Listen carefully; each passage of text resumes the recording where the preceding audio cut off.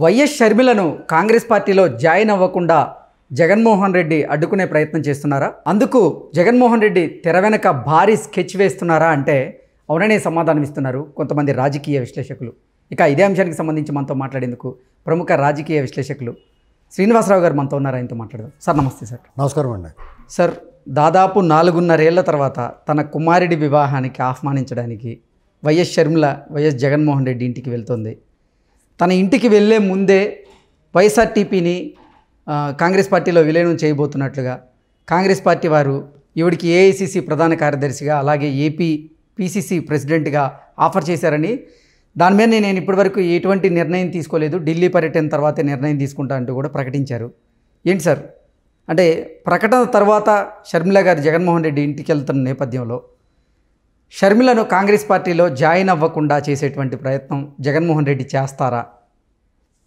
అలాగేం చేయడం అనుకుంటున్నాను నేను. ఎందుకంటే ఆయన ఆ ప్రయత్నాలన్నీ ఇంతకుముందే చేస్తుంటారు. ఆ ప్రయత్నాలన్నీ అయిపోయిన తర్వాతే ఈవిడ వాళ్ళకి ఓకే చెప్పుకుంటుంది. వాళ్ళు కూడా తెలంగాణ ఎన్నికలప్పటి నుంచే వాళ్ళ మధ్య నడుస్తుంది కదా. కాబట్టి ఈవిడి ఢిల్లీ వెళ్ళటం జాయిన్ అవ్వటం ఇవన్నీ లాంఛనమే. ఆవిడకి ఏ పదవులు ఇస్తారో, కేంద్ర పార్టీలో ఇస్తారా లేకపోతే ఇక్కడ వర్కింగ్ ప్రెసిడెంట్, పిసిసి అయితే ఎవరు వర్కింగ్ ప్రెసిడెంట్గా చేయమంటారు, స్టార్ క్యాంపెయినర్గా గట్రా ఉండమంటారు. ఓకే, అంటే పిసిసి అధ్యక్ష పదవి ఇచ్చే అవకాశం అయితే లేదు? అదే ఉండదండి. ఓకే, అంటే దానికి రకరకాల కారణాలు ఉంటాయి. అది దానివల్ల ఏం ఊడబడిచేది ఏమి ఉండదు. ఇక్కడ జగన్మోహన్ రెడ్డి గారు చేయని ప్రయత్నం ఉండదు. అన్ని రకాల ప్రయత్నాలు, రాజీ ప్రయత్నాలు చేస్తారు. మొత్తానికి తెగిపోయేదాకా లాగేసుకున్నారు. ఇక మళ్ళీ కలవటం, ఒకవేళ చాలామంది అనుకున్నట్టు వీళ్ళిద్దరి మధ్య స్కెచ్, వీళ్ళిద్దరు ఒకటే అనేటువంటి ప్రస్తుతానికి అయితే కాదు. రేపు ఎప్పుడన్నా అవ్వచ్చు. ఇప్పుడు అన్నా చెల్లెలు అండి, కలిస్తే కలుస్తారు, ఏముంది, రక్త సంబంధం. ఇప్పుడు యాక్చువల్గా నిజానికి వైరం అన్నా చెల్లి మధ్య, తల్లి కొడుకు మధ్య కాదు, వదిన మరదళ్ళ మధ్య, అత్తా కోడళ్ళ మధ్య వైరం, అది అంతే. ఓకే, అటువంటి వైరం ఉన్నప్పుడు కలవటం అనేటువంటి జరగదు. ఓకే, అన్నా చెల్లెళ్ళ మధ్య వైరం అయినా సరే కలిసేదానికి అవకాశం ఉంటుంది, కానీ వదిన చెల్లెళ్ళ మధ్య, వదిన మరదళ్ళ మధ్య ఆ వైరం అగాధం, వాళ్ళ మధ్య ఏర్పడిన అగాధం పూడ్చడం ఎవరి వల్ల కాదు. కాబట్టి ఇక్కడ తెల్లా పెళ్ళామా అన్నట్టుగా జగన్మోహన్ రెడ్డి గారికి తెల్ల భార్య అనేటువంటి సమస్య అతనికి ఉన్న ధర్మ సంకటం. ఓకే, ఇంకా అతను సహజంగానే మొండిగా ఉంటాడు కాబట్టి ఏట్లేవా అని వదిలేసాడు అన్నమాట. చెత్త చేసుకోవాలంటే వదిలేసాడు. కానీ దానికి భారీ మూల్యం చెల్లిస్తారు. ఓకే, అది మాత్రం ఖాయం. ఎందుకంటే షర్మిల గారు చాలా మంచి నాయకురాలు, లేకపోతే రాష్ట్రానికి చాలా ఉపయోగపడుతుంది, ఈవిడ వస్తే మంచి రోజులు వస్తాయనేటువంటిది ఏమి లేకపోయినా, అంటే ఇప్పుడు వైఎస్ఆర్సీపీలో ఉన్నటువంటి సగానికి సగం మంది నాయకులు కాంగ్రెస్ పార్టీని మూలాలు ఉన్న వాళ్ళే ఇక్కడ ఉన్నారు. ఇప్పుడు కనుక కాంగ్రెస్ పార్టీ ఆంధ్రప్రదేశ్లో మళ్ళీ యాక్టివేట్ అయితే, యాక్టివ్గా పాలిటిక్స్లోకి మళ్ళీ వస్తే, షర్మిల గారికి ఏపీ పిసిసి ప్రెసిడెంట్గా అవకాశం ఇస్తే వీళ్ళందరినీ ఆవిడ లాగేసే అవకాశం ఉంది. ఇది గ్రహించినటువంటి జగన్మోహన్ రెడ్డి రాధీ కుదుర్చుకునేందుకు ఈవిడతో రాయబారం చేశారు వైవి సుబ్బారెడ్డితో అని ఒక వార్త వస్తే, లేదు, వైవి సుబ్బారెడ్డి గారు నిన్న ప్రెస్ ముందుకు వచ్చి దాన్ని ఖండించారు. నేను ఒక వైఎస్ఆర్సీపీ ఎమ్మెల్యేగా, వైఎస్ఆర్సీపీ వ్యక్తిగా షర్మిలను కలవలేదు, నేను ఒక కుటుంబ సభ్యుడిగానే కలిశానంటూ కూడా ఆయన చెప్పుకుంటూ వచ్చారు. ఏంటి సార్, నిజంగానే రాయబారం పంపించేటువంటి ప్రయత్నం చేశారా జగన్మోహన్ రెడ్డి? వాళ్ళు కుటుంబ సభ్యుడిగా కలిసి అనేది రాజకీయాలు లేవని చెప్తారు, అంతే, అలాగే చెప్తారు. చెప్పేదోటి చేసేదోటి చేస్తూ ఉంటారు. దాన్ని బట్టి ఇప్పుడు రకరకాల వార్తలు వస్తాయండి సార్. యాక్చువల్గా షర్మిల గారు కాంగ్రెస్లోకి వస్తే ఏంటి, ఎక్కడుంటే ఏంటి, ఎవరికి రాష్ట్ర ప్రజలకి ఏమి ఉపయోగం? వాళ్ళు ఏం చెప్పారు, తెలంగాణ వచ్చింది, తెలంగాణలో కేసీఆర్ గారిని విమర్శించింది, అడ్డగోలుగా అవసరం లేని విమర్శలు కూడా చేసింది ఆ అమ్మాయి. అప్పుడు సరే, చాలామంది నాతో పాటు చాలామంది విమర్శించారు, నీకు మీ అన్న మీద గొడవలు ఉంటే మీ అన్న దగ్గర అక్కడ పెట్టాలి కానీ పార్టీ ఇక్కడ పెడతాం ఏంటంటే, నేను తెలంగాణ కోడల్ని ఇలాంటివన్నీ చెప్పుకుంటూ వచ్చింది. అప్పటికి ఏదో కన్విన్స్ చేసుకొని ట్రై చేసింది. ఆవిడకి అంత సీన్ లేదని అర్థమైపోయింది. అక్కడ తెలంగాణ వాళ్ళు కొంచెం తెలివైన వాళ్ళు కాబట్టి నీ పని చూసుకోమ్మా, రాజ్యం చూస్తున్నాం కదా, ఇక్కడ అవసరం లేదని చెప్పారు. ఓకే సార్, ఆంధ్రప్రదేశ్లో అంటే ప్రభుత్వ వ్యతిరేక ఓటు ఇప్పటికే టీడీపీ జనసేన కూటమి వైపు ఉందని, కొంతమంది వైఎస్ఆర్సీపీ వైపు ఉన్నటువంటి అసంతృప్త ఎమ్మెల్యేలు కొంతమంది జగన్మోహన్ రెడ్డి మీద అసహనంతో ఉన్నారు. కాబట్టి వీళ్ళు షర్మిలను తెర మీదకి తీసుకొచ్చారు కాంగ్రెస్ పార్టీ. సో ఆ అసంతృప్త నేతలందరినీ షర్మిల లాగేయబోతున్నారు. ఈరోజు కూడా ఒక ఉదాహరణ చూసాం.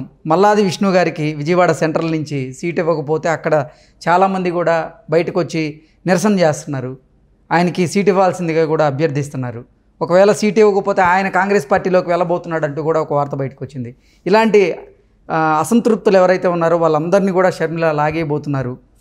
సో జగన్మోహన్ రెడ్డికి ఇవన్నీ కూడా గడ్డు కాలం స్టార్ట్ అవ్వబోతుంది వీటన్నిటి ద్వారా. అది గ్రహించినటువంటి జగన్మోహన్ రెడ్డే ఈ షర్మిలతో అసలు తెర వెనక రాజకీయం ప్రారంభించాడు అనేది వార్త సార్. దాన్ని ఎలా చూడొచ్చు? అతను తెర వెనక నుంచి చేసి అంత తెలివితేటలు ఏం లేవు, కానీ అతను గడ్డుకాలమే.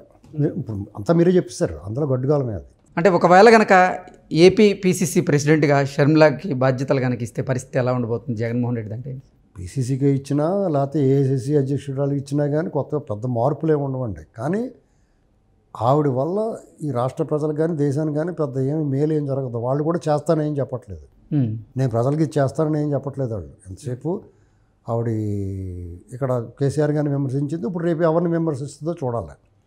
రాజన్న రాజ్యం తీసుకొస్తాను తెలంగాణలో ఉంది, మరి ఇప్పుడున్నది రాజన్న రాజ్యమా రాక్షస రాజ్యమా, లేకపోతే తను ఏ రాజ్యాన్ని తీసుకొస్తాననేటువంటిది ఎలా చెప్తుందని ఆసక్తి ఉంది అందరికీ. తను ఏం చెప్తుంది అనేటువంటిది అదొకటి ముఖ్యంగా ఆలోచించాలి. నెక్స్ట్ ఇంకోటి ఏంటంటే ఆవిడ రావటం వల్ల వైసీపీ నుంచి టిక్కెట్లు రాని వాళ్ళు, అసంతృప్తి ఉన్నవాళ్ళు టీడీపీలోకి పోతారు గెలిచి పార్టీగా. ఒకవేళ వాళ్ళు రానివ్వకపోతే ఈ వేదికను ఉపయోగించుకుంటారు. వాళ్ళందరూ కూడా ఆల్రెడీ వైసీపీ శిథిల గృహం అయిపోయింది, కూలిపోయేలాగా ఉంది. ఆ ఇంట్లో ఎవరు ఉండడానికి ఇష్టపడరు. కాంగ్రెస్లోకి వెళ్ళిపోవడానికి అభ్యంతరం ఉండదు, వాళ్ళ స్వగృహమే కాబట్టి. అందులోంచి వచ్చారు కాబట్టి ఇందులోకి ఆ ఇంట్లోకి వెళ్ళిపోవడానికి వాళ్ళకి స్వగృహ ప్రవేశానికి అభ్యంతరం ఉండదు. ఇదంతా కూడా షర్మిల గారు రావటం వల్ల జరిగిందని కాబట్టి షర్మిల గారు రాకపోయినా కానీ వాళ్ళు ఏదో దారి వెతుక్కుంటారు. ఓకే, కాబట్టి ఈ సమయానికి ఆవిడని తీసుకొచ్చి కొంచెం పార్టీని యాక్టివేట్ చేస్తున్నారు. కాబట్టి కర్ణాటకలోను తెలంగాణలోను కాంగ్రెస్ అధికారంలోకి వచ్చినట్టు వాళ్ళకి కొంచెం ఉత్సాహం ఉంది. అలాగే రాహుల్ గాంధీ గారు కూడా కొన్ని మీటింగ్లు పెడతా ఉంటున్నారు. వాళ్ళు కూడా కొన్ని స్పష్టమైన హామీలు ఇస్తున్నారు.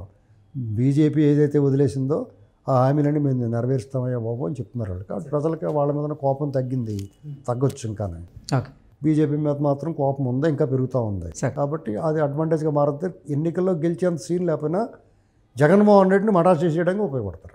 ఓకే, ఎందుకంటే జగన్మోహన్ రెడ్డి గారు కూడా ఉన్న కొన్ని వర్గాలు ఎట్టి పరిస్థితుల్లో టీడీపీ వైపు వెళ్ళలేని వాళ్ళు కాంగ్రెస్ వైపు వెళ్తారు. అది కూడా టీడీపీకి మేలే. టీడీపీ నుంచి చాలామంది సీట్లు ఆశిస్తారు, వైఎస్ఆర్సీపీ నుంచి రాని వాళ్ళు అక్కడ చంద్రబాబు గారు వాళ్ళు ముడిచేయి చూపిస్తే వాళ్ళు మళ్ళీ ఇటు వచ్చే అవకాశం ఉంటుంది. కాబట్టి నేను ఓటర్ల గురించి చెప్తున్నాను. నాయకులు ఎక్కడ ఉంటాయి? ఓటర్లో కొంతమంది ఉంటారు, వాళ్ళు ఎట్టి పరిస్థితుల్లోనూ జగన్మోహన్ రెడ్డి గారి పార్టీలో ఉండకూడదు, ఇతనికి వేయకూడదు, ఇతని పరిపాలన బాగోలేదు అనుకున్నారు. ఓకే, వాళ్ళు టీడీపీకి వేయాలంటే టీడీపీ అంటే వాళ్ళకి నచ్చదు, పసుపు చూస్తే కారం వచ్చేది. చంద్రబాబు గారు అంటే ఇష్టం ఉండదు, సామాజిక వర్గం కానీ ఏ కారణాలు చేత వాళ్ళందరూ కూడా చచ్చినట్టు మళ్ళీ జగన్మోహన్ రెడ్డికి వేస్తారు. అలాంటి పరిస్థితి లేకుండా ఇప్పుడు వాళ్ళకి ఆల్టర్నేటివ్ దొరికింది. కాబట్టి ఎలా చూసినా కానీ టీడీపీకి వాళ్ళకి ఓటు పడకపోయినా జగన్మోహన్ రెడ్డికి పడదు. ఓకే సార్, 4.5 ఏళ్ళ తర్వాత అసలు షర్మిల గారు జగన్మోహన్ రెడ్డితో ఈరోజు భేటీగా నేపథ్యంలో కేవలం వివాహానికి సంబంధించినటువంటి చర్చ వాళ్ళ మధ్య వచ్చే అవకాశం ఉందా, లేదంటే రాజకీయ చర్చ కూడా వచ్చే అవకాశం? ఏమి ఉండదండి, రాజకీయ చర్చ ఏమీ మాట్లాడరా. రోజు మీరు నేను బోళ్ళ మంది చెప్పేస్తున్నాం వాళ్ళకి ఏం జరుగుతుందో అంతానే. కానీ రాజకీయ చర్చలో ఏముండదు. ఇప్పుడు వెళ్తుంది పెళ్ళికి రా అన్నయ్య అంటది, అలాగే వస్తున్నాను అమ్మంటే నెత్తిమే చేయడం దిగుతాడు వచ్చేస్తారు, సింపుల్. దాని గురించి మరి తలబద్దలు కొట్టుకోకలేదు. వాళ్ళు జగన్మోహన్ రెడ్డి గారు పని అయిపోయింది. ఇంకా నెయ్యి ఇప్పుడు ఆ జగన్మోహన్ రెడ్డి కన్నా ఒక మెట్టు పైనే ఉంది ఇవిడి. రేపు మాపు కాంగ్రెస్ ఆంధ్రప్రదేశ్లో ఇవాళ రాకపోయినా ఇంకో టర్మ్ కన్నా కొంచెం పుంజుకుంటారు వాళ్ళు. అలాగే కేంద్రంలో అధికారంలోకి వస్తే ఇంకా కొంచెం బాగుంటుంది. ఇప్పుడు మోడీ గారి పరిస్థితి కూడా ఏం బాగోలేదు. ఇప్పుడు రామాలయం అయ్యి అడావుడి చేసి జనమంతా మత్తు జల్లుతున్నారు. చాలామందికి తెలియని విషయం ఏంటంటే రామాలయం అనేటువంటి చిరకాలంగా వాళ్ళు చెప్తున్నది అది పూర్తి చేసిన తర్వాత ఇంకా వాళ్ళతో పని ఏంటి మనకి? అవును కదా, 370 ఆర్టికల్ అన్నారు, అది కూడా అవగొట్టేశారు కదా. మీ పని అయిందని నమస్కారం పెట్టి పంపిస్తాం అంతే. కాబట్టి అలా కాంగ్రెస్కి అధికారంలో రావచ్చు వాళ్ళ కూటమి. ఓకే, వచ్చిందనుకోండి అప్పుడు వీళ్ళు కొంచెం మంచి భవిష్యత్తు ఉంటుంది. Okay sir, thank you so much.